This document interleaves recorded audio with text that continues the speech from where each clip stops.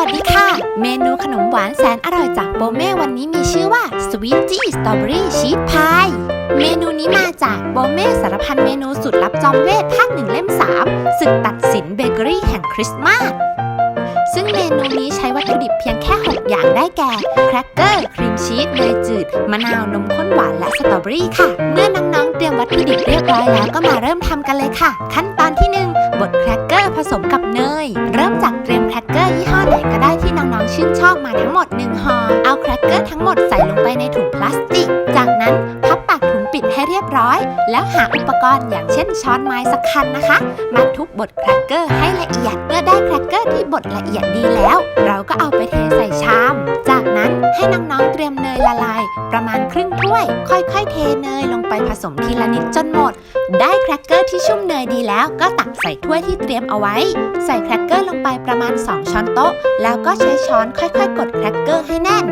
เมื่อแน่นดีแล้วถึงจะเอียงก็ไม่หกไหลแบบนี้ค่ะนำแครกเกอร์ไปแช่ตู้เย็นช่องฟรีซประมาณ20นาทีระหว่างนั้นเรามาทำขั้นตอนที่2กันค่ะผสมครีมชีสนมข้นหวานและน้ำมะนาวเข้าด้วยกันเริ่มจากเตรียมถ้วย1ใบสำหรับผสมจากนั้นใส่ครีมชีสที่วางทิ้งไว้ในอุณหภูมิห้องจนนิ่มดีแล้วลงไปครึ่งถ้วยเติมความหวานด้วยนมข้นหวานเศษ1/4ถ้วยตวงต่อมาก็เติมรสเปรี้ยวด้วยน้ำมะนาวคั้นสดปริมาณ1ลูกจากนั้นก็ได้เวลาตีส่วนผสมทั้งหมดเข้าด้วยกันด้วยตะกร้อมือตีส่วนผสมทั้งหมดจนกระทั่งกลายเป็นเนื้อเดียวกันเรียบร้อยแล้วก็เข้าสู่ขั้นตอนที่3ค่ะ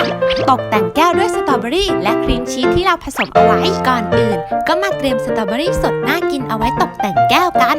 ล้างสตรอเบอรี่ให้สะอาดแกะจุกออกให้เรียบร้อยจากนั้นเอามาผ่าครึ่งตามยาวจะผ่าแค่ครึ่งเดียวหรือจะแบ่งเป็นชิ้นเล็กๆหลายๆชิ้นก็ได้นะคะเอาแครกเกอร์ที่เราแช่ไว้ในตู้เย็นออกมาแล้วก็ใส่สตรอเบอรี่เข้าไปรอบๆแก้วแบบนี้ค่ะจัดวางสตรอเบอรี่ให้ออกมามีระยะห่างเท่าๆกันก็จะออกมาสวยงามค่ะเมื่อตกแต่งแก้วเรียบร้อยก็ถึงเวลาใส่ครีมชีสที่เราผสมเอาไว้ในขั้นตอนก่อนหน้านี้ตักครีมชีสใส่ลงไปจนพอท่วมสตรอเบอรี่ค่อยๆเคาะให้ครีมชีสเข้าไปอยู่ระหว่างสตรอเบอรี่สวยงามแบบนี้ค่ะแล้วก่อนเสิร์ฟก็ให้แช่เย็นในช่องฟรีซสักประมาณ1ชั่วโมงเราก็จะได้ครีมชีสที่กลับมาเซ็ตตัวแข็งอีกครั้งอร่อยหวานเย็นชื่นใจวางสตรอเบอรี่สดฝานอีก2ชิ้นตกแต่งหน้าตาให้น่ารักยิ่งขึ้นเท่านี้ก็พร้อมเสิร์ฟแล้วค่ะเมนูสตรอเบอรี่ชีสพายแสนอร่อยจากโปเม่อร่อยเปรี้ยวหวานกลมกล่อม